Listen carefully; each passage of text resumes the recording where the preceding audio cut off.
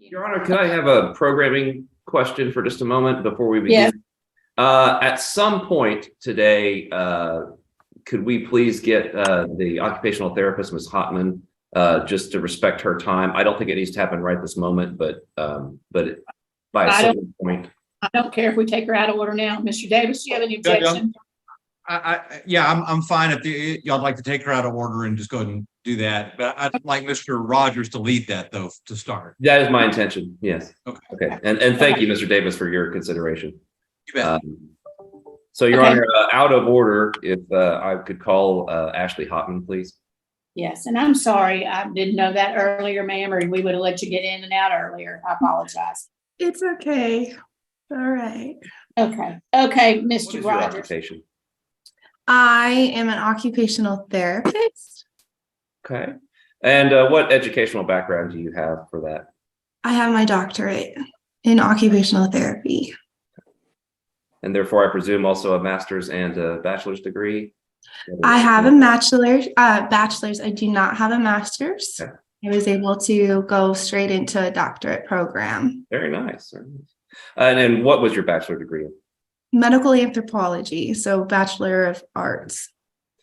And do you undertake any specialized training throughout the year regarding your occupation? Yes, of course. Would that be continuing education or something similar? Continuing education. Yes, I've had some additional training in graduate school as well. About how many hours a year would you say that is? That's hard to say. For continuing education, maybe at least 30 hours in addition to full-time employment. And it depends per year and what's available. Okay. And are you the occupational therapist for the child in this case, Dennis Price III? Yes. How long have you seen, and we've been referring to him throughout the day as Baby Dennis, so I'll continue doing that. How long have you been seeing Baby Dennis? I have been seeing Baby Dennis since. So his initial eval with me was January 19th. My first visit for treatment was February 13th. Okay. And those are both in 2023, is that correct? Yes. About how many times in 2023 do you believe you've seen Baby Dennis? 7 visits so far. Latest visit was on Monday. Okay. Is there any particular frequency those visits occur? Twice a month. Sorry, that's wrong. I am on his IFSP for 3 times a month. And what sort of therapies do you provide to Baby Dennis? I provide coaching for his caregivers on his feeding and or motor skill development. Okay. Let's talk about the feeding first. What are those therapies? What issues are those therapies designed to address? For Baby Dennis, I was asked to come in and support with being able to manage foods and be able to make sure that we are, and what I mean by managing food, how are we eating it? Are we swallowing it safely? How are we accessing the tools to be able to eat? And that includes looking at how does his lips work? How is his tongue moving? How is his jaw moving in correspondence to the food and managing the bolus in his mouth? Okay. And was there a particular diagnosis or developmental delay identified that identified a need for this therapy? So he has a feeding delay there, and so I am able to operate underneath a general diagnosis of a developmental delay. Okay. So other than that, I don't have anything. Okay. And we're talking about the feeding therapy again. What are the specific objectives of that therapy? They are to be able to take a bite and chew it safely during a mealtime. Okay. What were the child's eating behaviors when you first encountered him? From caregiver report, I was advised that he would overstuff his mouth, he would gag because he would just swallow everything whole and he couldn't handle anything going into his mouth. He became very fussy when food was anywhere in his environment. All he wanted was to be eating and doing anything with food. And then I also noticed he would do a sucking pattern with his jaw, which impacts the type of food he ate, and then the safety of that swallow and handling it. And is the safety concern that the child might swallow too much at once Yes, and therefore have a choking incident or something similar? yes. And if we don't know how to manage the food we are being offered, we are at a higher risk for choking. And if we don't offer the appropriate foods based off of his current skill development, we put him also at risk for a choking hazard. In your experience, what are the typical causes or origins of that sort of feeding behavior? Can you ask your question a little bit Sure. differently? Yeah, in your experience, what are the causes or the origins of that kind of feeding behavior? It depends. It depends. Sometimes it can be physiological. So what I mean by that is there an anatomical reason impacting our development in food progression? And it can be environmental. Are we, in that sense, do we have the exposure and the opportunity to really learn how to manage purees, and how do we go from a puree to a solid? And it could be psychosocial. And what I mean is the relationship between the caregiver and for him. It's hard to say what's the true reasoning because there's a variety of reasoning why there might be a delay. And if there is a global delay in other skills, feeding is also huge. It goes hand in hand. If you have a motor delay, a speech delay, oftentimes we have a feeding delay, and that's underlooked. Does baby Dennis have other delays in your experience? Yes. Can you list those? I have seen a motor delay and a social emotional delay, which impacts his cognition. And for babies, that involves play. How do we interact with others, including adults and peers? And also fine motor, and that all goes with adaptive. So developmentally, it's in all 5 areas of development that I and my colleagues will also look at and address. What sort of specific feeding strategies have you pursued with baby Dennis? One is how are we positioning him? How is his body? I'm sorry. I'm going to object to relevance for purpose of a placement hearing, just for the sake of time. I can cut to the chase, I believe, Your Honor. Ms. Hotman, have you made any recommendations regarding direct feeding of the child? Yes. And what are those recommendations?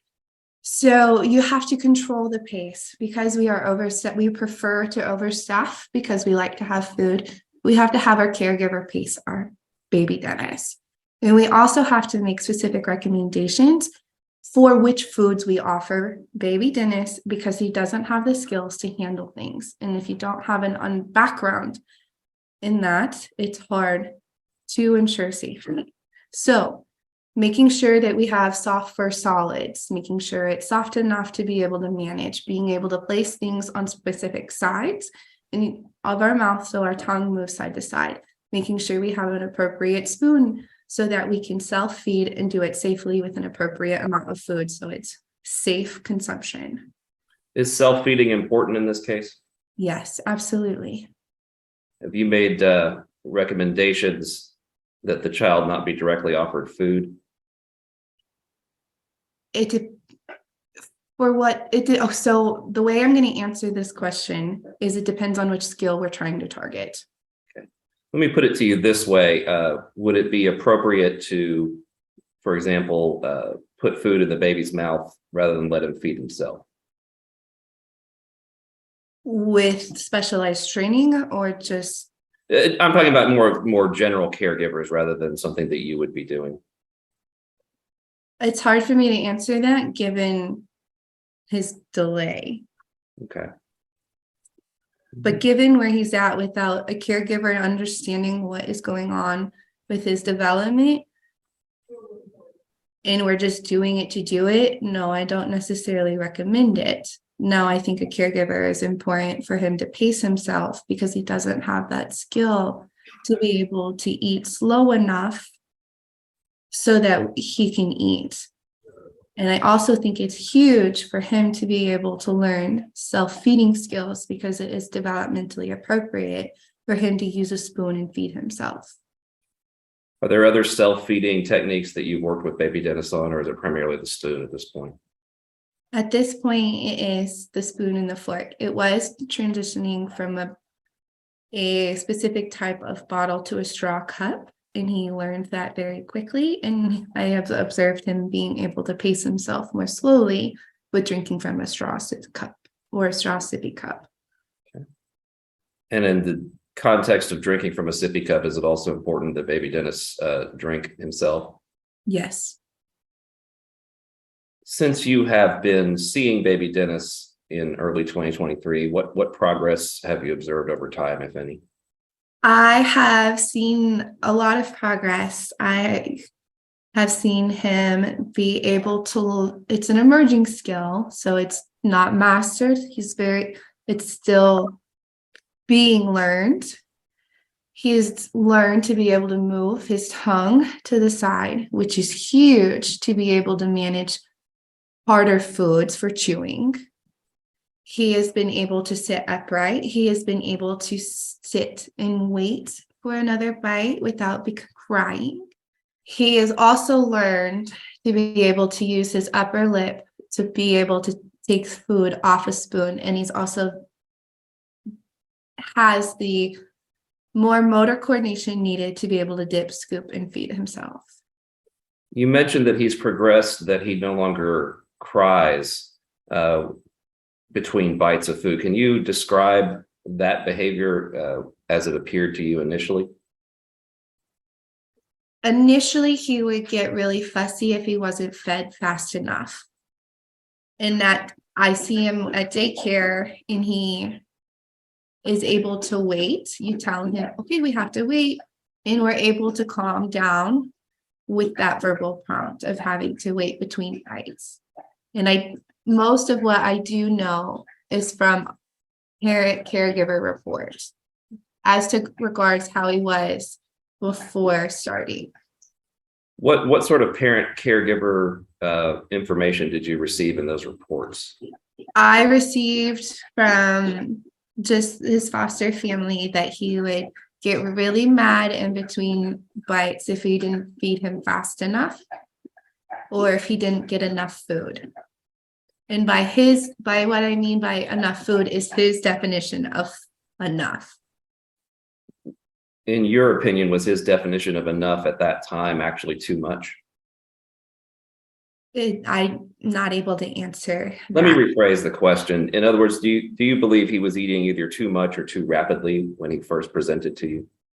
He was eating too rapidly, yes. In the interest of time, you mentioned several other categories of therapy, I believe motor, social, emotional, and interactions. Let me just ask you with regard to each of those, and let me make separate questions, please, for your general strategies and observations of your treatment of baby Dennis in those areas. Let's begin with motor skills. Okay. So what would be your general observations and treatment strategies in that area? For gross motor, for fine motor. Let's start with gross motor. Gross motor, he just learned how to take his step. He just learned how to walk independently. And his next step would be able to really kind of master that coordination so that he can navigate his environment, go around obstacles while he's on his feet, That includes carrying things as well. That includes learning how to go up and down the stairs and being able to transition fully off of different surfaces. Fine motor, I think that's what you were going to ask me. Yeah, my next question is, let's quickly detail your observations and strategies for fine motor. Fine motor, I don't necessarily have any concerns because he's able to point and use his index finger. He is being able to use a more mature pinching grasp pattern for small objects. Okay, and what about social emotional development? I think he has a hard time managing directions from different adults. Can you describe that in a little bit more detail? I think he gets upset easily, especially when it's related to meal times. Are there any other areas or situations in which he gets upset easily? Not that I have observed, so it's hard for me to answer that. Have you observed any progress in his social and emotional skills since you've begun therapy? Yes, especially in relationship to meal times, at least at daycare. And I think the final area you mentioned was interactions. Can you describe your observations and your strategies of treatment in that area? He does really well with positive, calm, easy directions when interactions that are very playful. And he will look for an adult to seek out his needs. And he does have a communication delay that impacts other people that are not in his natural environment to understand what his needs are. Is that due to a difficulty expressing himself, or is there some other cause for that? For speech and language, I can't speak clinically. I don't have that clinical background, but from what I know, he knows some sign language and he tries to approximate some words, and he knows some gestures, and he knows like to eat, he knows more, and he knows how to ask for, let's say, like, more food, please. And for his age, he needs to have more words, and he doesn't have a lot of full words. Okay. Have you communicated to caregivers or the department the importance of these strategies and instructions? Yes, as part of ECI's coaching model, we coach caregivers on the strategies that we offer or that would work and benefit him. And after I apologize, I didn't mean to interrupt you. Go ahead. That's okay. After every visit, I reach out to the foster family and recommend strategies. Say, hey, try this, try this, try this. And has the department also been advised of baby Dennis's strategies and therapies? There was one visit where the CASA volunteer was present and asked questions about the strategies recommended. And Do you recall who that CASA volunteer was? By name, or can I look in the gallery? Yes. Do you see that person here today?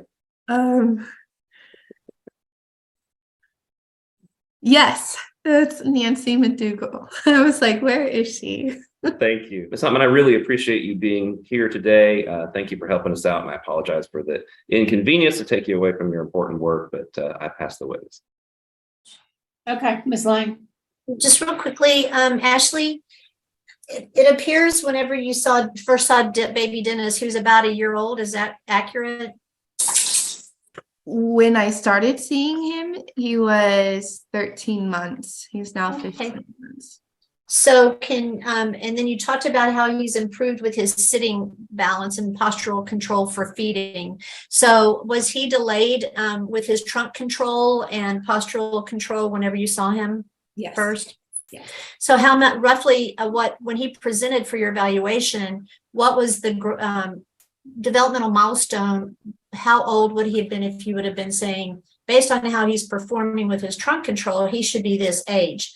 Would he have been like a 6-month-old or a 7-month-old, although he was in a 13-month-old body? That is hard to say. I can't remember, but I do know that being able to sit upright independently and having control and coordination is important to be able to manage food. Do you remember the normal age that a child typically develops that skill of independent sitting? You want to start doing it at least 6 months is typically where I start to see that skill. Sometimes it varies by child. So whenever you met him, was he at the early stages of starting to learn to sit, or was he, midway between fully developed? He was able to sit. Okay. But he was slightly delayed is what I'm hearing. Yes. And yes. Okay. You're doing great. Just take a breath. Are you aware of any recommendations for swaddling on his behalf? Has that been part of the treatment team's discussion at all? I have been informed that he needed to be swaddled to sleep, but no, I haven't made any recommendations or anything in relationship to that or why it was recommended Thank you very much, Ashley. That's all I have. Sure. Anybody else? Judge, I'll just ask a few real quick. So just based on what your testimony was, correct me if my takeaway is correct. He's walking now, so we need to be aware that he's moving around quickly, correct? Very much so. And now that he's walking, he's going to start opening up cabinets, especially given how food oriented he is. That is going to be one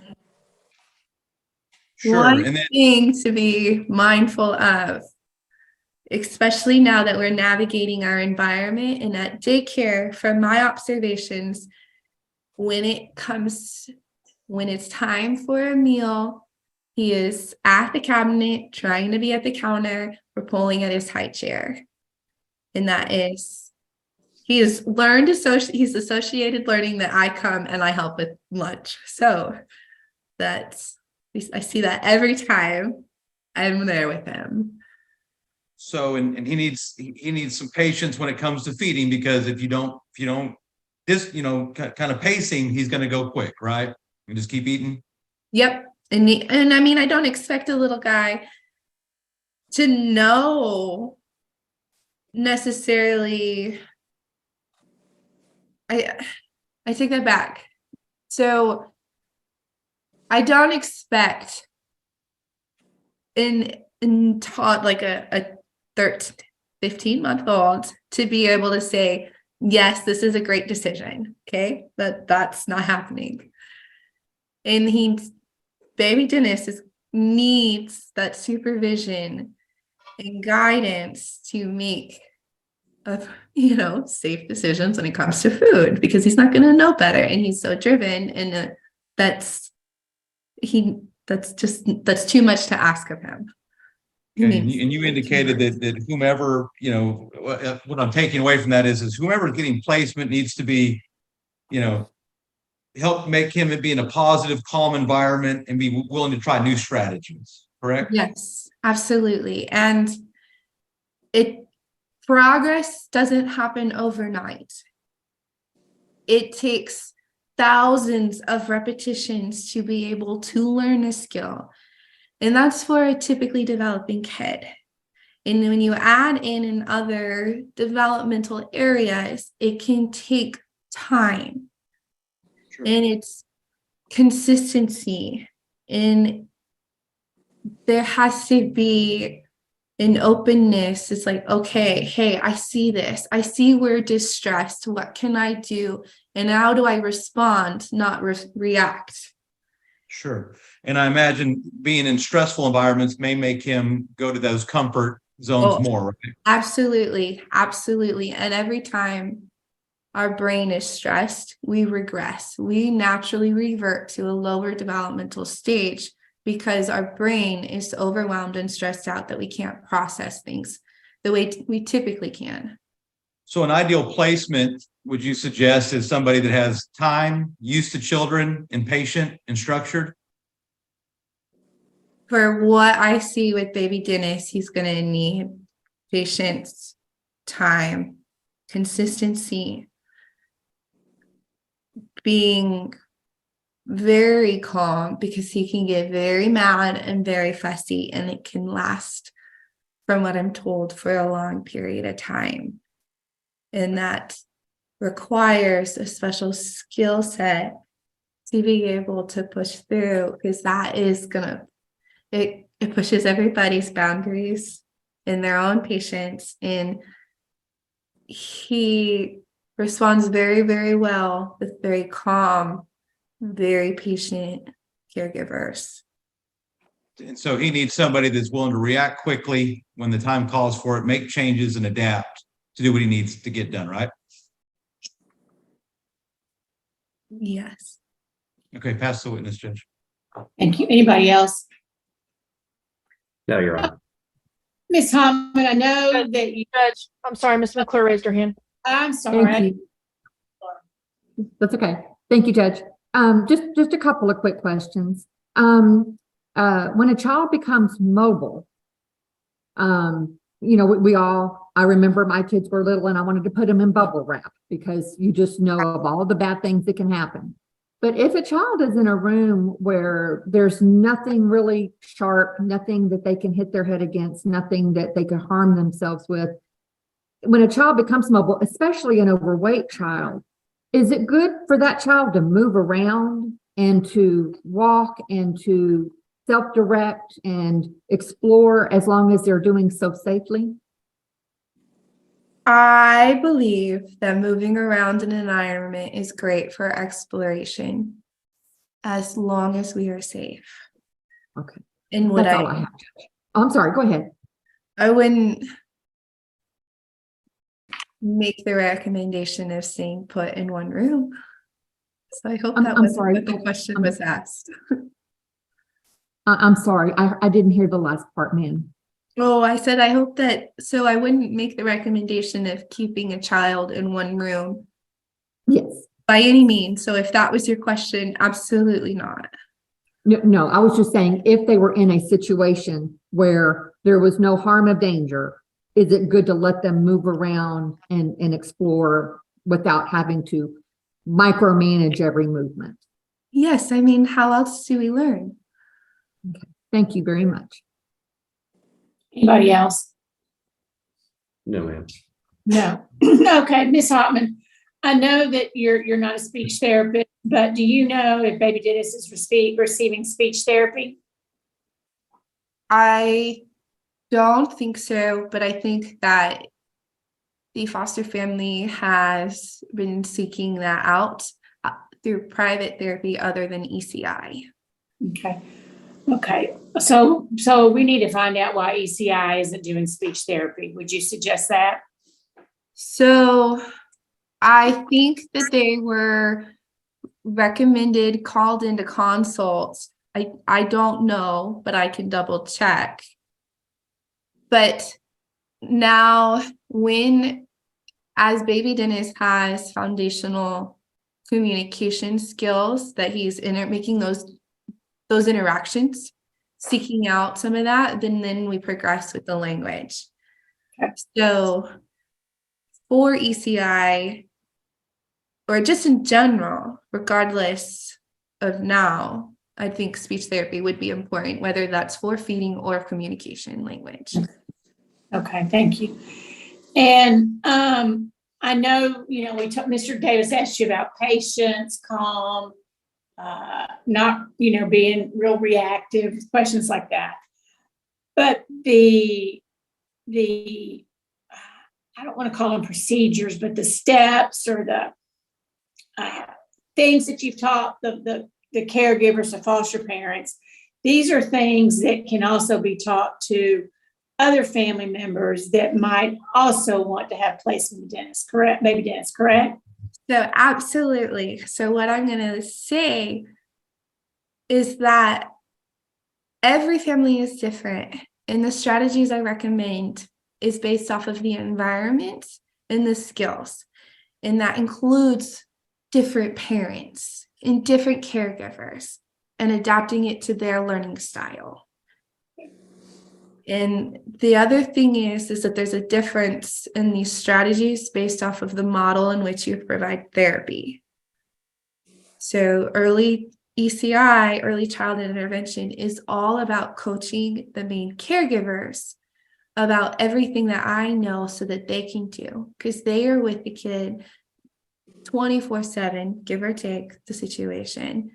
They're with them all the time versus my 45 minutes a week. So we coach the caregiver specifically on the strategies to carry over in their daily life throughout their routines. So it can be adapted based off of time of day, whether they're at the park, whether they're in their kitchen, whether they're in the living room. And it's all about coaching the parent for where they are at in that moment, if that makes sense. It does, kind of like old dogs got to learn new tricks kind of thing. And so when you've been, I know you go to the child care facility and you work with dentists. When have you been working with the caregivers? So I have met with the foster family during the very first visit, and then I have made recommendations and asked for specific like foods to be brought in. And so with foster family, I've been sending text messages and then call her and send videos like, try this. Okay. Now, I'm sorry, go on. And that's just baby Dennis's experience so far. That's not to say that's every other family. It just is what best fits the foster family's environment right now. Now, I don't know if you're aware, but there's a placement. His aunt on your screen is one aunt is from Huntsville. Other family members are from Kingsland, which is over, I don't know if you even know where that is, over in Llano County. And you would only be able to provide therapy for him if he stayed in the area where you're at. Is that correct? Yes, ma'am. So I work only in Williamson County. And then ECI, the program or the agency that provides the ECI changes by county. So there's other, ECI is a federal program. Right. And it's based off of county for which agency you, if that makes sense. And so I'm only allowed to work in Williamson with my agency. Okay. So bottom line, if you went to one of these other places, you wouldn't be able to be a therapist anymore, correct? Correct. And I don't know if you can answer this question, but it's you've heard you were here this morning. You've heard other people talk about it. Do you have and I haven't seen a picture of a baby dentist other than the ones that Miss Moore put into exhibits. So I don't know what he looks like recently. Are you concerned about his weight? I don't think he's overweight. I think he's grown. He's gotten taller. He's gotten a little bit lankier. So I don't know. Yes, sometimes I feel like he's not eating enough, and I've made recommendations to add in more protein to keep him full longer. We've recommended having the nutritionist on board to make sure that we follow a complete diet, but that service was denied or requested not to be on the plan. But I think that is crucial for him. Okay, thank you. Denied by, I'm sorry, go on. I've also heard that the pediatrician was worried that he didn't weigh enough. Hmm. So, yes, I know there was originally huge concerns of being overfed. And now I don't know, because it's not my area, if he's eating enough. Or if he's eating, maybe he's eating enough, but not of enough to keep him full longer. It's all, if that makes sense. I understand. Well, and now that he's mobile and learning better eating skills, hopefully things will level out, right? Okay. Yes. And our hunger and appetite change based off of growth spurts. And I think he just hit one because he's gotten taller, to where appetite changes to where we're going to want more food. And then it goes like this Okay. as we grow. And as we move more and our brain is processing more, we're going to be hungry more.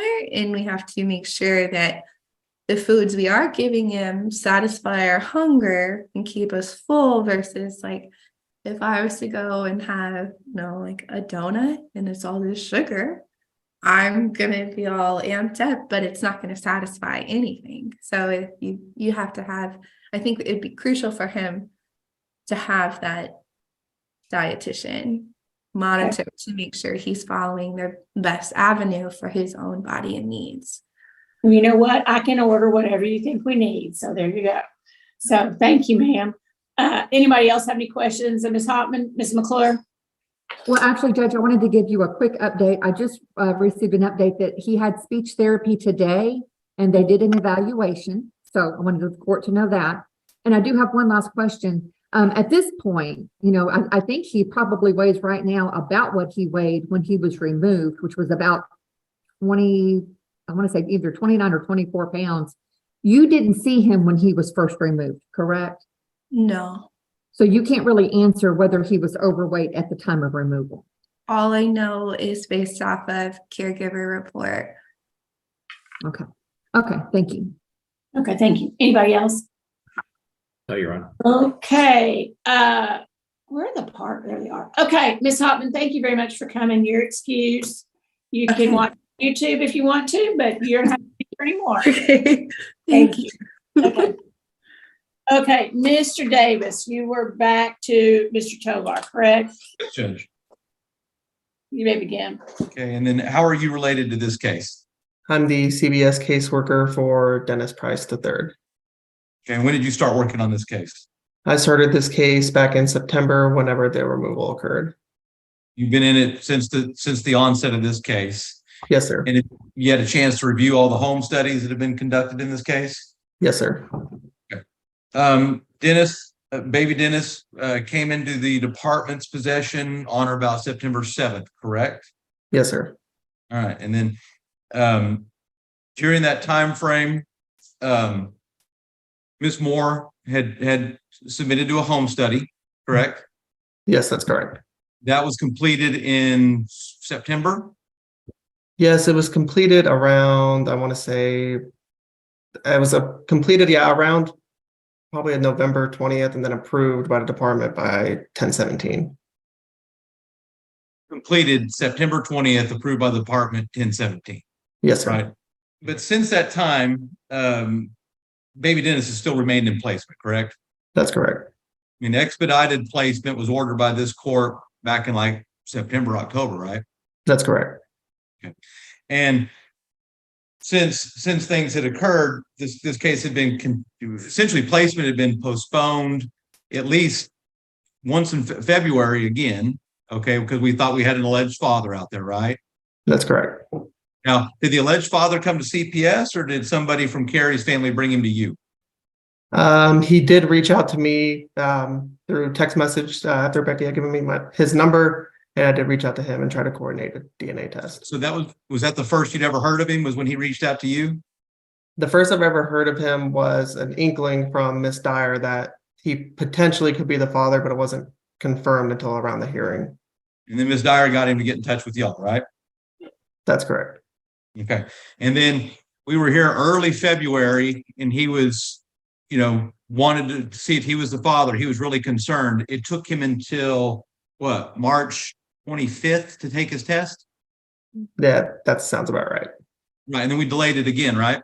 That's correct. And then if I'm understanding correctly, the department asked for yet again another reset, which was denied just a day ago, correct? That's correct. Y'all still wanted more time and it's okay to keep baby Dennis in placement, in foster care still, correct? Objection argumentative. Sorry, it's sustained. Mr. Tovar, you had communications with both Carrie and Dennis from the onset of this case, correct? That's correct. And what was your understanding of what they wanted for placement? So initially, Carrie was recommending Abigail Moore as her current placement.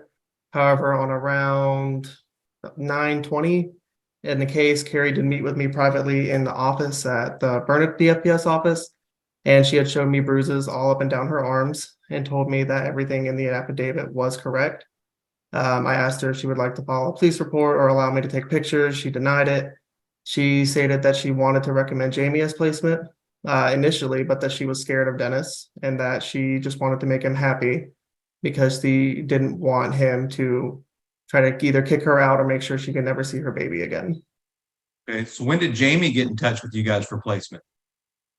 Jamie got in touch with me for placement, I want to say probably shortly after Carrie had passed away. So I want to show, am I still allowed to screen share, Your Honor? Yes. I am. Thank you. I'm going to show you what's been marked as Intervenor Moore's exhibit number 1.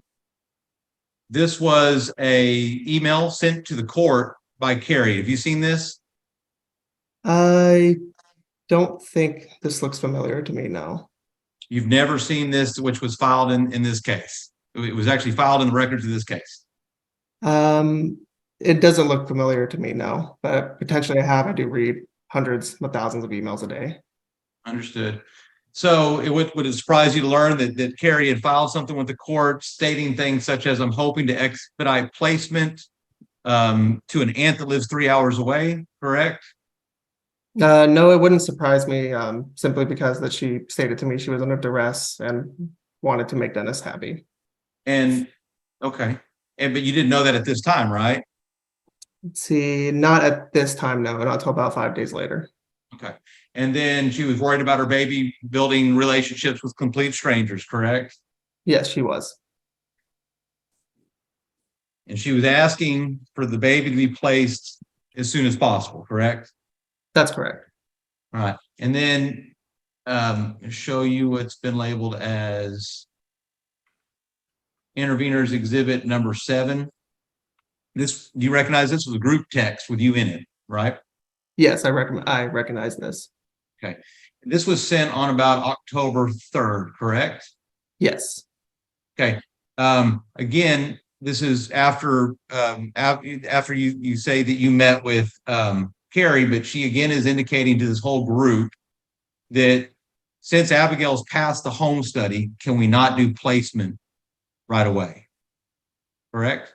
Yes, but also at this time there was a court order put in place that placement was not to change. Oh, sorry, not till the following day. And then so there was another one too that you've seen another one on or about September 28th, correct? That's correct. This is Intervenors Exhibit number 9. You've seen this one as well, correct? That's correct. And again, this is basically where Carrie's asking you for clarification. Is the department asking for us to work everything separately? And are y'all just wanting us to get divorced, correct? Yeah, she did ask that. Okay. And then again, she's re-urging for placements with Abigail, who had taken the home study and stuff like that, correct? Yes, that's correct.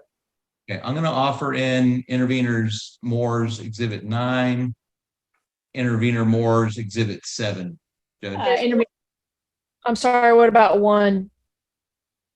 Well, Excuse I me? would offer in Exhibit 1 if there's no objection to it. I don't know that you have anybody that can proffer it though. Yeah, And then that's the problem.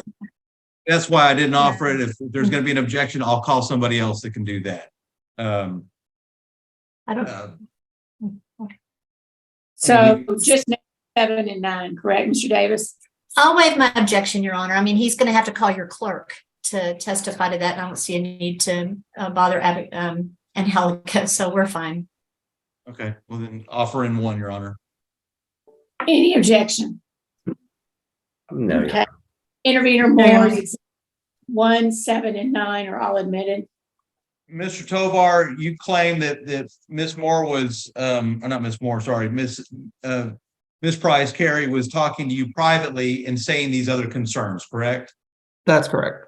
Have you circulated any reports that evidences that? I did circulate some information of our conversation to Casa, who was also there present at the same day that she was having the visit, as well as Ms. McClure. Has that been disclosed to the other attorneys? I believe I did disclose it to Sonia, who was Carrie's attorney at the time, expressing my concern for the safety of her client. Okay, but regardless of the situation, at one point or on several occasions, you had two parents requesting placement with a relative, right? That's correct. And that same relative was in fact, took a home study, did everything CPS asked for her to do, correct? That's correct. And the results of her home study, she was approved for placement, right? Yes. And she was approved for placement, as you said, in October. I understand extenuating circumstances had come up, but still she was approved for placement at that point, right? Yes. She was approved for placement around the middle of October. Okay. Let me ask this. Who is the department actually recommending placement to be with? Right now, we do have 2 approved home studies by the department, which is Miss Moore's or Miss Anderson's. So right now, I would say that really we don't have official recommendation, just that we're waiting for, or not waiting for, that we feel like both Miss Moore's and Miss Anderson's residences are both safe and that he would be appropriate in their care. So the department won't even come out and pick which one they think is best for placement, right? Objection, argumentative. I think he can answer that, overruled. So- Little, but I think it's a real good question. So if the department had to make a recommendation based on placement using the visitations as a guideline, we would use it as Miss Anderson would be our recommendation. Miss Anderson would be your recommendation. Let's talk about Miss Anderson then. So Miss Anderson is the great aunt, correct? That's correct. Okay. She lives in San Antonio. Yes, sir. And how old is Miss Anderson? She is well. She's very pleasant to work with, and I mean, at visitation, she does exceptionally well. Objection. I asked how old. I'm sorry, my draw gets in the way a little bit. How old? I believe she's in her 50s or 60s. She is a little bit older. Now, through that, Carrie really didn't have much prior involvement with her great aunt. That's correct. And her great aunt had never met baby Dennis before this suit, correct? That's correct. You know if she came to her baby shower? As far as I know, no, she did not. So Miss Anderson, she, I mean, just to come right out with it, I mean, Miss Anderson's been through some hardships before, right? That's correct. I mean, she lost her first child as far as got her rights taken away because she was tricked by her mother, right? That's correct. That's what she states. Okay, that's what she states. Hold on, Mr. Davis, ask that question again. Yes, Your Honor. Her first child, Crystal, her rights were taken away from Miss Anderson. Miss Anderson claims she was tricked by her mother on that, correct? Yes, that's correct. Miss Anderson's been married a couple of times, right? That's correct. Most of her prior relationships with men, they were abusive, right? That's what I understand. And now she's in a relationship with her partner, Yes, sir. Miss That's correct. Mr. Bravo. Okay. This couple has never raised a child together, right? No, they have not. Okay. They both have previous children, right? Yes, they do. And do you think Miss Anderson's in good health? I feel like that her health is being managed. I feel like she is taking care of it. I know that I saw her with She said that she has diabetes, and I did see her with the automatic insulin pump on her chest. Okay, so but just to be clear, I mean, she's on medical disability, right? That's correct. Okay, she makes $1,400 a month from her disability, right? That's correct. But there's no concerns about her physical ability to care for a baby that's running around, right? No, sir, because part of the visitations, the reason why we were having them were to also improve family connections and to also kind of evaluate each potential caregiver as their abilities to care for the child. And Sure. Kathy and Linda have been performing really well in the visitations. That's great. I hate to be tacky, but she's got a partially amputated foot, right? That's correct. Okay. She's, like you said, diabetes. She's had multiple, it seems like, knee surgeries, right? That's correct. She had cataract surgery just 2 weeks before her last home study, right? Correct. Claims she can see fine with glasses, right? Correct. She's taken a variety of medicines, right? Correct. She got medicines for cholesterol, blood pressure, a variety of nerve damage, correct? Correct. She busted her knee, fractured it in like 18 places, correct? Correct. I think they both had a history of some form of drug use in the past, correct? Correct. I believe most of it was centered around alcohol. And now let's talk about Ms. DeBravo. Ms. DeBravo, her partner, she's the one that actually tested positive for marijuana while this case was pending, right? That's correct. And she's got her own issues that she's dealing with. And I don't like to pick on people for health issues, but we're trying to look at, who's the best fit to care for a baby. And she's also she's a recoverer from cancer, right? She's a cancer survivor so far. Correct. In remission, but she's taking things to help with that, right? Correct. And again, the aunt is actually disabled, and I'm assuming she's helping her partner out as well, correct? Correct. They live in a house or an apartment? They live in a house. And again, the maternal aunt makes $1,400 a month. How long has she been married to Mr. Bravo? Off the top of my head, I don't recall. Okay, but Mr. Bravo's the one she makes roughly $3,800 a month, correct? Correct. But that'd be difficult for Ms. Anderson if something ever happened to that relationship, right? Correct. Okay. Now they gave y'all some references, didn't they? Contact? Yes, they did. Okay. So specifically, they gave you their kids. They gave you Crystal, right? Correct. Okay. And Crystal didn't have anything good to say about her mom, right? That's correct. Okay. She said placement would be bad, and she was worried about mom's ability to move around, correct? Yes, she did. Okay. And then Mr. Bravo's kids, not one of them called y'all back, did they? No, they did not. After multiple attempts, right? Correct. Crystal went out to say that Ms. Jenkins, or Crystal Jenkins, did not recall her childhood with her mother to be pleasant or her spending much time with her mother at all, correct? Correct. She recalls her mother leaving her alone in her room, right? Correct. She declined to comment further, but she did have some concerns about her mom raising this child, right? Correct. But the department doesn't have any concerns, right? As it stands right now, no, we do not. So that's the aunt. That's our primary one that the department's backing. I understand the dynamics of the relationships, but you're telling me that did you listen to Abigail Moore's testimony? Yes, I did. Okay. I mean, was there any concerns about her home study? No, there were no concerns in her home study. She's got young children, right? Correct. She's a mom experienced being around kids. Correct. She's away from all this drama, right? Correct. All things considered, it sounds like she's got a pretty stable family out there in Huntsville. Yes, she does in Huntsville. Okay. Sound like she's got time to help take care of a baby? Yes, she does. Physically, she's 38, right? Correct. Any health concerns? No, sir. She seemed like she's used to structure. Yes. Seemed like she's patient. Yes. But yet, the department doesn't think she's good for placement, right? We think she would be safe and appropriate, which is why our home study is approved. But again, basing this off of visitations, since that this is coming down to be kind of close. Miss Moore has been known in visitations to almost overfeed Dennis, especially at the start of visitations whenever he was overweight. Whenever he would look around and was clearly not really interested in eating anymore, they would kind of wave food in his face, trying to get his attention back on it just so they could continue to feed him. I would say those have been the biggest concerns, and as well as you heard from the occupational therapist, Miss Moore has been seen pretty much every single visitation to micromanage Dennis.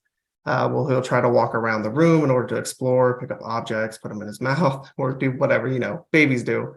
She will frequently try to redirect him to where she wants him to go and not really allowing him the ability to explore. She'll sometimes hold him in his lap or her lap pretty frequently. And I feel like that kind of doesn't work well with some of the concerns that we have as to development. Okay. 1 hour visitation. I'm sorry. Hold on. Did somebody else say something? I'm sorry. Yes. It's a 1 hour visitation, excuse me. So, Okay. Mr. Price, be quiet. Yes, ma'am. Okay, go on, Mr. Davis. Say what, I think you were getting ready to say something and I didn't hear it. Yes, Your Honor. Possible that some of that's excusable for her not knowing, how hands-on CPS wants her to be at a visit.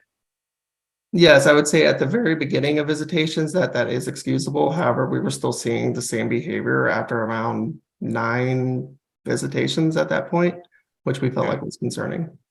All right, but the aunts, they've been doing good with the feedings. Is that what you're telling me? Yes, they've been doing really well with the feedings as well as his interactions. And that's enough to make up for all the other shortfalls, correct? We feel like it's definitely a strength that we want to build off of. And again, we feel like Miss Anderson's medical needs are being managed, and they have been able to appropriately care for Dennis in all visits. Okay. They have any young kids that they're around?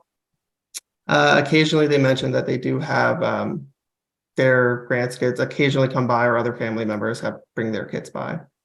Okay, and then they talk about their support system. It gave you somebody in Austin and somebody in Midland, right?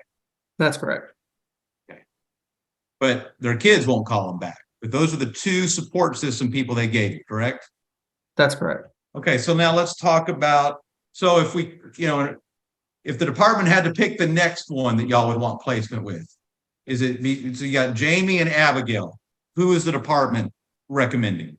The only other approved placement at this time would be Abigail Moore. So there's no recommendation for Jamie, correct? No, as of right now, I believe her home study is still in deferment. Okay, let's talk about, you have concerns about placement with maternal grandmother, Ms. Baker. Miss Parker, and I believe that the only concerns that were really raised in her home study was just the amount of clutter in the house. Besides that, if the house were to be decluttered, and I feel like that there really wouldn't be too many more concerns there for them. I mean, she had a significant amount of clutter at one time. Were you not told that? Yes, that's what I'm referring to. I mean, to the extent that I think Carrie classified her as a hoarder. Was that not correct? I'd object to just to the extent you have personal knowledge, but if you don't have knowledge of that statement, I'd object. I think all kind of stuff has come in All right. along those same lines, so I'm going to allow it. Okay. Let me, Mr. Tovar, let me share my screen again real quick. Did you go to the house? No, I have not been out to the house. You ever been there? So you're not aware if the house looked like this in the pictures? That's the kind of clutter you're talking about? Yes, that's what the evaluator did see when they went. Oh, that is the clutter that they saw. Yes, that's correct. Okay. But other than the clutter, we don't have a problem, right? I mean, of course, that is a concern, but however, the house were to be decluttered and cleaned and, ensure that it's obviously up to fire safety standards, then, I mean, that need or concern is definitely gone. Okay. Would it concern you to know, so that Mrs. Parker had indicated that she had a good relationship with her children, right? That's correct. Said her and Jamie were on good terms, correct? That's correct. And actually, Jamie's part of her support system, correct? That's correct. Ms. Parker indicates there's been no drug use, no alcohol use or abuse in the home, correct? That's correct. It's important that people are being honest and truthful with you guys in these home studies, is it not? It is correct. Okay. So would it surprise you to know that Jamie and her mother did not get along for quite some time? I believe I did hear that from Jamie at one point, is that they were struggling with their relationship, but from what I've seen over the last few visitations when they've been together, they get along swell and they have a really good relationship. Okay, to the point that they've resolved the fact that Jamie used to have no trespassing signs up in her yard for her mom and called the cops on her before, right? I can't speak to what their conversations entailed, but I mean, that does appear to be that way. Would it surprise you to know that Jamie believes that their mother is responsible for a lot of problems that the younger sister, Lori, has? I haven't heard anything such as that before. Right, because it would surprise you to know that Jamie says that her mother used to buy drugs for Lori twice a week and has a big responsibility with the way Lori's turned out. Yes, yeah, that would be the first I've heard of it. If it turned out that was true, would you say that there's no way that Ms. Parker should be considered for placement? It depends on when she was selling drugs, if she was. That was a recent thing, because obviously we do have parents who work service plans who are drug addicts who do eventually turn things around. So depending on the length of time, drug testing, I mean, their hair follicles were negative. So really, I would need more information. Okay. Let's talk about Wesley real quick. So Wesley is the son of Lori, correct? Correct. Lori's the half sister of Carrie, correct? Correct. Nobody else could adopt Wesley but Carrie, isn't that correct? Correct. And Carrie has had a long history of mental health problems, correct? Yes, as far as I understand. So we can all agree, Dennis, Father Dennis, he's got a long history of problems with drugs, sounds like violence, arrests and stuff too, correct? That's correct. Okay. Carrie also had a lot of problems, a lot of it undiagnosed, correct? Yes, that's correct. Fair to say she probably didn't have any business adopting Wesley? I wasn't involved in the case or the adoption, so obviously I can't tell what she was like at that point in time. So really, I don't feel qualified enough to answer that question based off of how she was at the time. But you're aware that she put Wesley's life in danger a number of times, correct? That's just what I was reported to been told. Okay. And you're aware that her husband that she got divorced from, he's the one that actually has Wesley now, correct? Yes, that's Cody, correct? Cody. Correct. Did you know, did Carrie and Jamie, to your understanding, did they have a good relationship?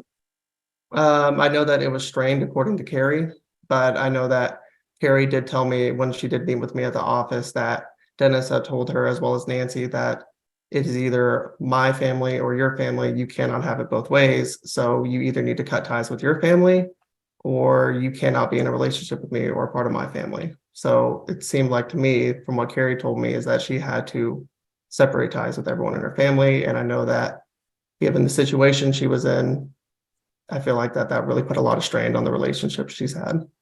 So, okay, that's the source of the strain. Do you think the strain had anything to do with the fact that Carrie used to live in Jamie's, she had a mobile home that Carrie was buying from her? Did you know that? Yes, I did. You knew that she had a contract for deed with her sister? Yes. And she was living there with Wesley? Yes. And then Jamie kicked her and Wesley out and didn't give her back the money?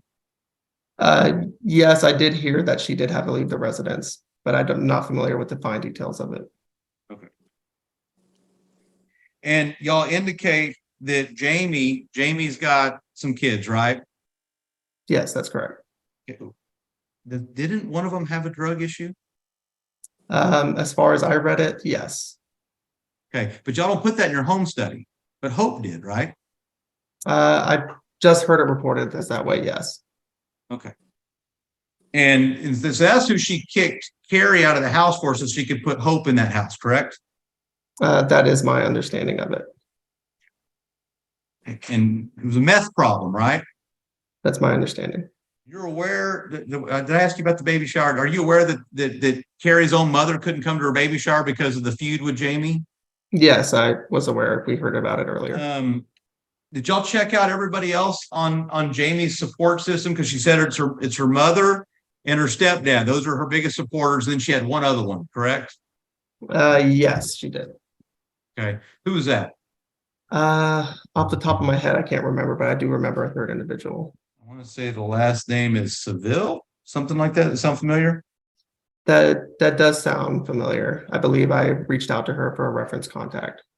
Okay. She give you a good reference? She gave me a shining recommendation for placement with the Dyers. She gave you what? Shining recommendation for placement with the Dyers. And okay. But then she also gave you, Jamie also gave you Lori, sorry. I'm probably confused the name. Her other sister as a reference, right? Yes, I believe so. But she wouldn't call you back, right?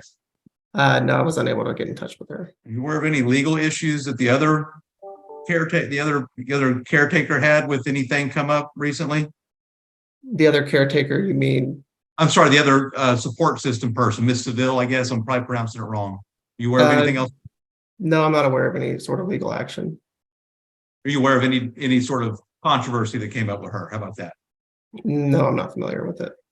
Not abandoning puppies on the side of the road, nothing like that? No, I didn't hear anything like that. Okay. Would it surprise you to learn that happened?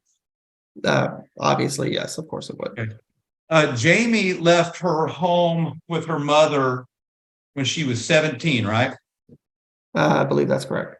She went and got married, right? Yes.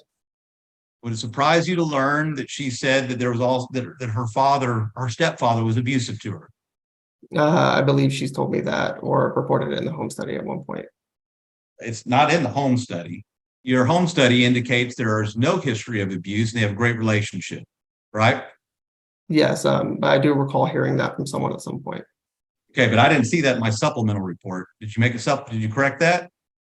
No, there was no addendum to make to the home study. Okay. And then of course the Parkers were telling you there's been nothing like that too, right? But you didn't make any correction to their home study either, right? No, that's correct. Both home studies are still in deferment. You think you're getting an honest story from Jamie and Miss Parker? In my opinion, I feel like that there is a lot of dishonesty going on with all parties in this case. I think we talked about the aunt. I mean, was your understanding that CPS should give? Well, let me ask this: understandably, it seems like Carrie's family they're distraught and angry about anything to have to do with Dennis's side of the family, correct? Yes, of course, given the allegations of her just passing away. Sure.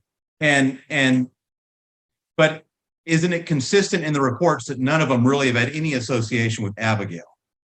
Yes, I would say that's correct. Besides Jamie passing her in the office at one point at my request to have a visitation together. And Ms. Moore did make a comment to them shortly after Carrie's passing, saying that she feels like the Dyers were getting special treatment, which I felt like was an extremely poor taste, given the fact that I had told both of them specifically that at some point or another, just depending on who got placement, both sides of the family would have to cooperate.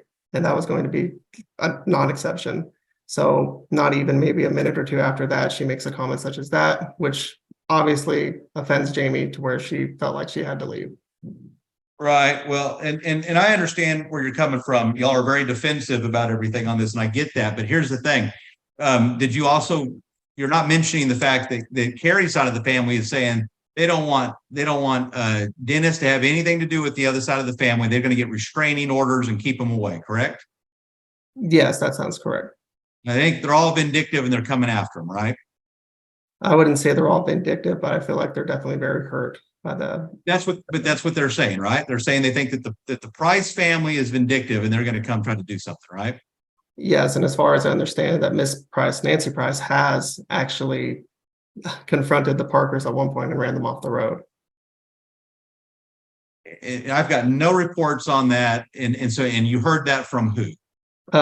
Miss Billy Parker, I feel like at some point in this hearing. Ms. Billy Parker, okay, so of course, we've got people that all have, it seems like they have to, they're trying to all rehabilitate what they've got going on in their lives, right? Yes, I feel like there's a lot of healing to do. Right. Okay. But you understand that we've got Canyon, who is Dennis's, he's a half brother. I'm sorry. Yeah. He's a half brother of Dennis, right? That's correct. You think it's important that these two siblings have some interaction? Absolutely. Which is why we wanted to include Canyon in the visitation so strongly. Which as well, I have spoken to everybody on the maternal side, and they're more than willing to have Canyon involved. And Canyon's participation in the visitations is definitely limited to what I've seen.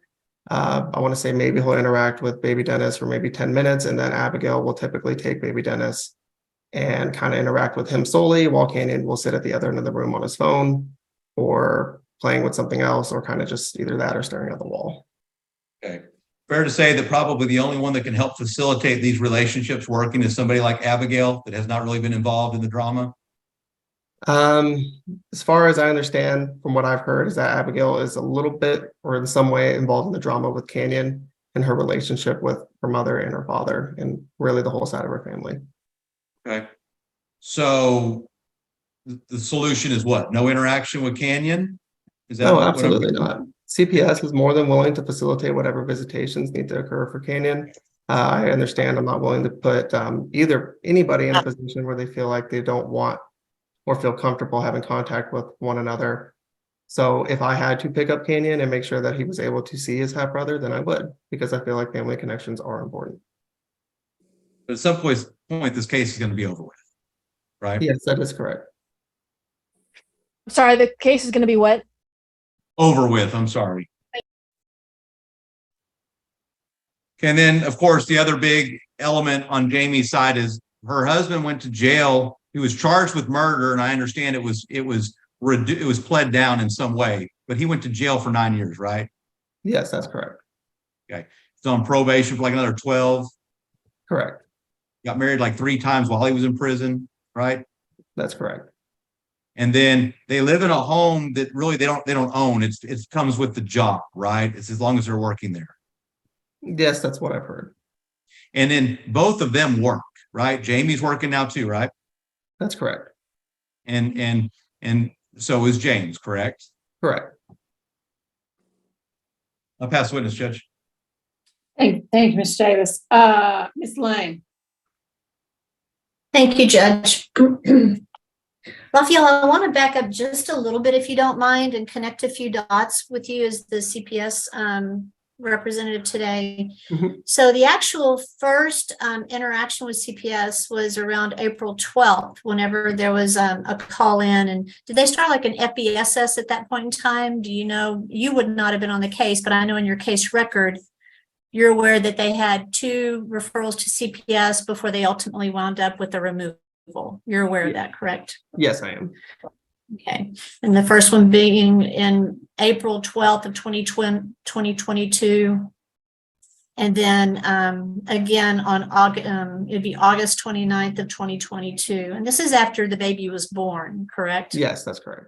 It appears that the affidavit for the removal came out on September 6th. And do you know where the baby, were you in reviewing this with the investigator and knowing the record for the case, do you know where the baby was actually picked up from? I believe it was from Miss Price's residence in Seabrook. Okay. And do you know where Carrie was at that time? Do you know she was at her sister's house? Yes, she was. And that would have been at Jamie's house, is that right? Yes, that's correct. Okay. Were you a part of that family team meeting on the 6th? Yes, of I was. September? Okay. Oh, no, excuse me. No, not on the 6th of September. Not in that one at that time. Okay. So then the adversary hearing was held on the 14th of September. And is that when you first were you involved with the case much at all before the adversary? Before the adversary, no. Okay. So that's when you first started. Yes, whenever Working I on was the case. notified of the case, I did reach out to Miss Moore as well as both of the parents, and try to set up a time to where eventually I could meet with them to try to see if I can get understanding on what their family dynamic looks like. Okay. You said earlier that the home study on Miss Moore was approved on the 17th of October. Do you remember that Carrie died on October the 5th? Yes, I believe she actually, was it not the 3rd? Or, The incident happened on the 3rd, and then she Oh, died on the that's 5th. correct. So the choking. So in fact, the choking episode happened on the 3rd of October. And you received a group text message from Carrie that day. Are you certain that that message was delivered by Carrie? Could it have been possibly delivered by somebody else that day? I would say, given the circumstances, it could have been a possibility. Okay. So she died on the 5th. And do you believe that that has something to do with why it just wasn't an automatic pick up the baby and move the baby to this approved home study that just got approved? Well, actually, the home study got approved just a handful of days later, 14 days later. Is that part of the reason why the department just didn't pick up and put this baby there at that approved home study? Yes, that was part of the reason, as well as there being an order for no change in placement unless court order states otherwise, that was sent out on the 4th. Okay. We've been talking a little bit about the home study for the Dyers, of course. And I'm curious, though, you were asked a question by Mr. Davis about Jamie's daughter, Hope. And he intimated that she used methamphetamine. And I'm looking through everything that I have. Is it possible that there would have been a CPS case involving her children's father and he used methamphetamine? I mean, what did you base you immediately said, yep, she used meth. What do you base that on? Just off of what I've heard from pretty much the multiple contacts I've had in the case. Honestly, being completely honest, I cannot remember exactly who stated that or where I did read that. It very well could have been maybe something that I read in a CPS case file, but I believe I did speak to Hope at one point, and she was also pretty in favorable support of the Dyers, and definitely didn't seem like to me at the time that she was under the influence or anything. Did you ever ask Hope if she used methamphetamine? I believe I heard about it later after I made my contact with her. So you maybe answered too fast whenever Mr. Davis asked you if this is true that her daughter Hope uses meth, and that's why Jamie kicked her sister out of the house, Carrie out of the house, so she can move her daughter Hope into that house. And you said yes to several of his questions. So would you like to rethink your response to that specific question about, well, the Dyers have children that use drugs. Do you know anything about any use of drugs for their kids? As of now, no, but I know that Carrie did mention it at one point. But again, I know that she was also under significant duress from the Price family, from what she told me. So perhaps I did get back mixed and screwed there a little bit. Okay. All right. So let's go through the home study a little bit, if you don't mind. So basically, there's the summary that comes in and the risk assessment at the back. And let's see what we got here. And there were several items, and I'm wanting to ask you if they've been mitigated. The lake access, there was no gate to keep the child away from the lake access. Do you know if there's a plan for that, or has it been fixed? I believe it actually has been fixed. When I did bring up the concerns in the home study to the Dyers, I believe it was the following day, I think James had sent me a picture of pretty much a roll of fencing that he was ready to put up that day. Okay. And the pet vaccinations were missing? Yes, that's correct. Okay. And the house was not fully child-proofed. That's Hold correct. on, Ms. Lang. Yes. We're not going to spend very much time for anybody talking about pet vaccinations, because my pet vaccinations aren't up to date. And everybody that practices over here knows I don't care about that. That's Yes, Your Honor. So, okay. Okay. Go on. All right. I apologize, Judge. Bottom line is, those were not the reasons why this case is still under deferment. Is that correct for their home study? Yes, that's correct. The other concerns were mitigated. The only, So the, I'm so sorry, the what? defer- I'm sorry, say that again. I said the rest of the concerns were mitigated, and the rest of my comment was going to be the only remaining concern was for James's criminal history. Okay, very good. So, and in fact, you submitted additional information to your supervisor, Jacinda Mutan, and also Jessica Cooper, her supervisor. Y'all all reviewed the input you provided. Is that correct? That's correct. And whenever you submit it for reconsideration, you actually were doing that because you wanted to get them approved for their home study. That was the only thing that was standing in the way of them being approved. Is that correct? That was the only thing, yes, blocking them from either being approved or getting a decision on the home study. And you cannot make a recommendation today for them because of that one issue with the criminal history. Is that right? Yes, as it stands right now, I cannot recommend them really, because I believe it's still in deferment. And if it's in deferment, then really we have no official recommendation. Right. Right. So whenever you submitted your letter, your information up to the next level, in it, you said you were submitting this in support of the care to offer evidence and support in the caregiving capabilities of Mr. and Mrs. Dyer and their ability to remain supportive people in the life of Dennis III. These are your words, correct? That's I correct. took it right off of your report. If approved, this would allow Dennis III to be placed with his family. That's your words, correct? Yes, well, it says placed with family instead of placed with this family. Oh, you're correct. Placed with, thank you, placed with family. And in your reports, I mean, in the home study and also in this report, it talks about because the offense was listed under the penal code as the criminally negligent homicide, whenever it was pulled up on Google, it says a state jail felony, right? Yes, that's correct. Did you ever go get a copy of the actual case that was filed with the court with regards to Mr. Dyer?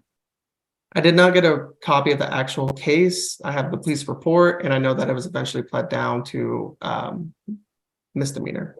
There was a jury trial. There was no pleading to it. He did not take a plea, and he went before a jury in the 33rd Judicial Court of Lano, Texas, in front of 12 people who did a trial for him. Were you aware of that? Yes, ma'am, and you're correct. Pleading was the wrong word that I used. Okay. It was eventually brought down, would be the correct wording to a misdemeanor. So in cause number 4489 in Llano County on February 8th, the jury found him guilty of Class A misdemeanor, criminally negligent homicide.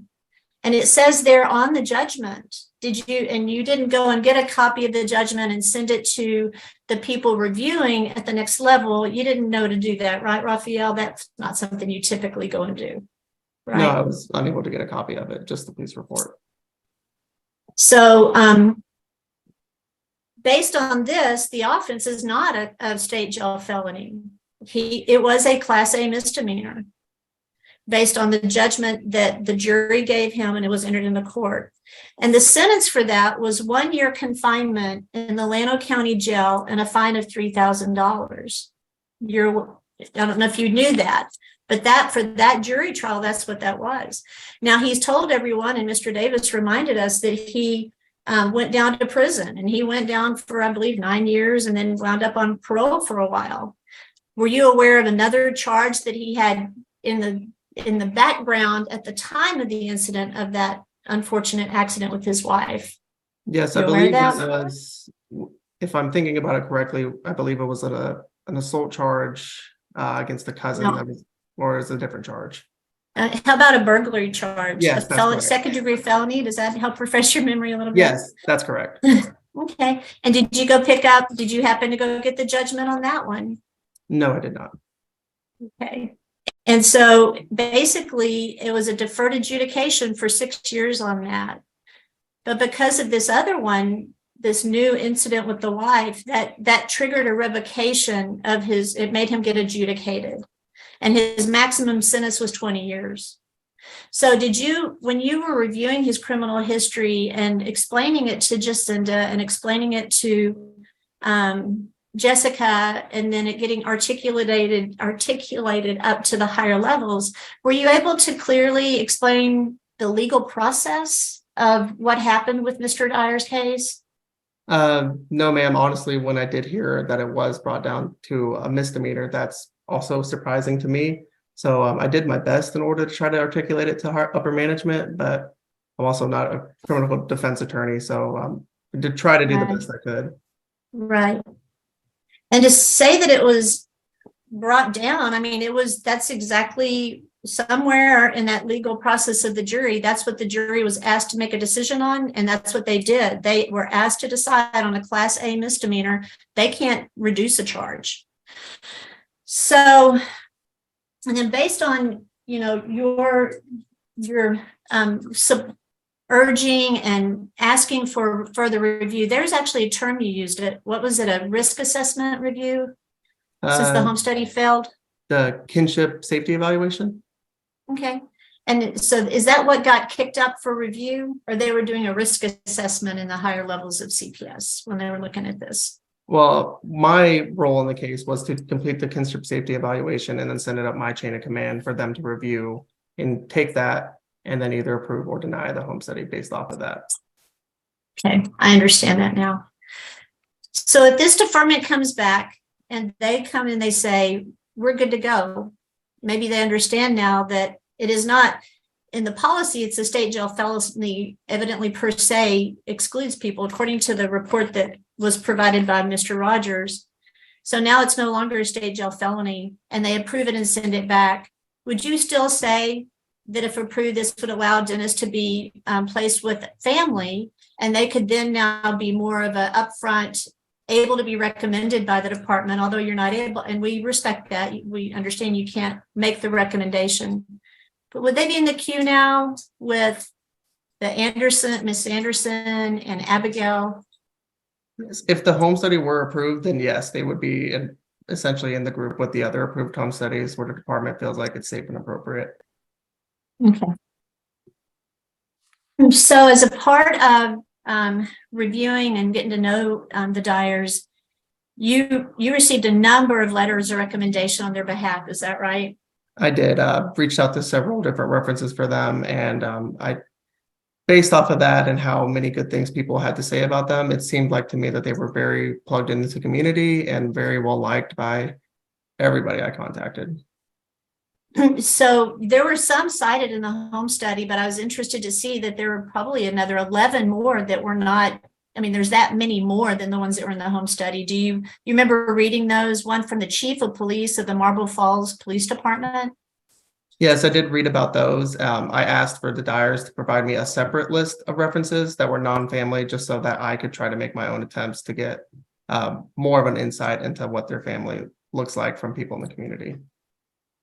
You've already shared that your assessment was that they were involved in the community and very highly regarded as, I don't want to put words in your mouth. Ultimately what I concluded after talking to all the references. And some of these references were for over 20 years of knowing them. Is that right? That's correct. And then probably the one that had the least amount of time was about 5 years. Is that kind of what you remember? Yes. Okay. And along the line of investigating the Dyers in their home, do you have any concern at all about a potential of risk to baby Dennis? Any chance they would ever hurt him, harm him in any way?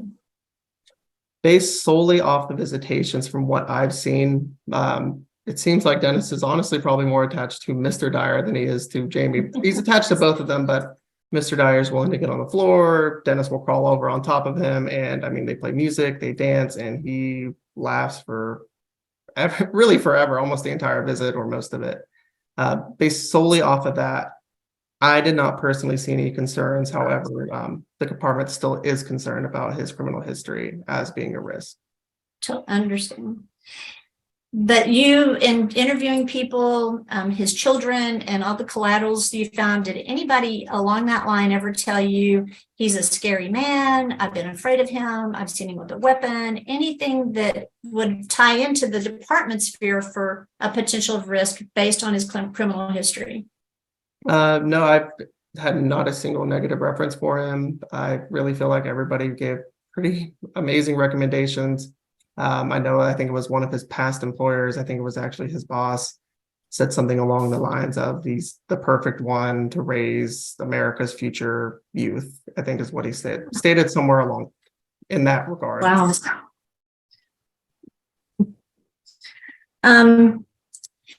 So would you say that their interactions during the visits are appropriate and preferential? They were preferential interactions for the best interest of this child? Yes, I would say, and the way they perform in visitations, in summary, is they really take a approach where I've noticed where they will let him explore, he'll walk around, and if they feel like that he's not wanting to be directly held or interacted with, they kind of just let him do his thing, of course, supervising him, making sure that he's not, of course, going to hurt himself, but allowing him to be a kid and try to explore, and as well as any directives given by us that was recommended through the foster family or occupational therapy. They've always followed it to a T. I've never had any issues with them trying to get them to comply with anything, never been argumentative with me. And I would say that ultimately they perform very well in visitations. Do you believe, because you came on board after the adversary or at the time of the adversary, and we're talking in September, and did the Dyers have a lawyer then? I'm sorry, one more time. Did the Dyers have an attorney early on? I believe no. I've started the case. I don't think they did. How about the Miss Parker? Did Billy Parker have an attorney? I don't believe so either. So how would they know about being considered for a home study? Did you go to them and did Jamie say, absolutely do not talk to me about a home study? Did that happen? No, basically where we were kind of able to get wind of Jamie and really the whole maternal family was directly through Carrie. Whenever she came to me at the office that day and told me everything that she was experiencing, she essentially told me everything that was written in the affidavit about what I've been through is completely true. She told me initially I did lie to you because I was with Dennis at the time and I was willing to say whatever it took to make him happy. And I just wanted him ultimately to, kind of what she said was, I wanted him ultimately to love me. And she explained to me that she grew up in a home environment where she didn't know her father very well, or was very unstable home environment. So she said that she was willing to do whatever it took for her child to grow up in a 2-parent household with both biological mom and dad. Okay. So the adversary was on the 7th of September. You met with her on the 20th, 13 days later. So at that time, did you feel like the maternal family, once you started hearing this, did they start rallying at that point and stepping in? Yes, I can say that I feel like whenever I opened the door to talk to Jamie initially in order to get her thoughts on everything and being considered for placement, it wasn't shortly long afterwards until it was the Parkers. And then shortly after that, it was the Andersons. So I would say that they did rally behind Carrie and her family pretty quickly. And have you been in the Dyers' home before? Have you gone into their house and visited with them? Unfortunately, I have not. So now Mr. Davis talked about a lot of drug and alcohol abuse on the Carrie side of the family to you when he was asking questions. So did the Dyers do hair strands? Yes, they did. And what were the results of those hair strands? Both hair strands were negative. Okay. How about Miss Billy Parker and her husband? Yes, they both consented to hair strands and both were negative as well. Okay. So is there any reason based on, your job as the conservatorship worker, you've seen them in visits with the children, they've done their hair strand. Do you have any reason to believe there's any concern or truth behind whatever, information Mr. Davis may be getting from his clients and whatever information? Do you have anything to substantiate that concern? No, as of right now, there's nothing substantiated, given that everybody that we have hair strand, Miss Parker and on the Parkers and the Dyers have both all had negative hair strands. Okay. So Mr. Davis also asked you a question. I'm not quite sure you understood it, so I'm going to go back at it again. He was talking about the adoption of Wesley. Whenever Carrie adopted Wesley, and that was long before you would have known her, correct? Yes, that was pretty significantly dated for me. Okay. And so he was going through, he says nobody else could have adopted Wesley. And so Carrie was the only one that could. And you said, I believe you said yes. And I'm trying to figure out what you base that on. How do you know anything about who was considered for adoption? Did anybody talk to you about the conversations that went around that decision? No, nobody ever spoke to me about the conversations regarding the decision. Just from what I heard, based off of what I know, and obviously how it ended up in an adoption, assumed that Carrie was the only one who could adopt him at the time. But I wasn't involved in the adoption. Nobody's ever spoken to me about it before. So my information on it, besides the fact that I know he was adopted, is extremely limited. And your assumption that Jamie couldn't have adopted Wesley is because of the criminal history that James has? Yes, I do know with licensing that could have proved an issue. So have you talked to anybody? You were also asked the questions about Carrie's sister, Jamie kicking Carrie out of that house. Did you ever have a conversation with Carrie about that incident? Yes, Carrie, what she had told me was that it was centered around her wanting to go back to Dennis, is what she had told me, and that Jamie and her family weren't in support of it, given what she had told them. But again, Carrie told me again that she really just wanted her baby to have both of his parents together in the same household, getting along. And she was willing to do whatever that took. Did she tell you she pretty much quit staying at that house and it Yes. got moved back over with Dennis? Yes, Did she tell you that? that's what she told me.